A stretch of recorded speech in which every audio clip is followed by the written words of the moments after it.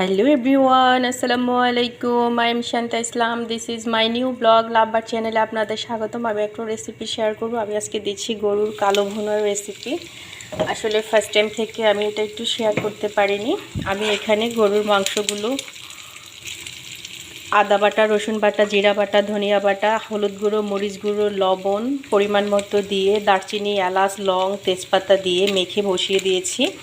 দুটো পেঁয়াজ দিয়েছিলাম, তারপরে কষানো হওয়ার পর একটু ঝোল দিয়ে সামান্য সিদ্ধ করে নিয়েছি। সিদ্ধ হওয়ার পরে দুটো পেঁয়াজ, কিছু আস্ত জিরা আর দুটো শুকনো মরিচ ভেজে বেরেস্তা করে এখানে দিয়ে দিয়েছি। তারপর ভাজা ভাজা করে নিয়েছি। এখানে 2 চামচ মশলা অ্যাড করেছি।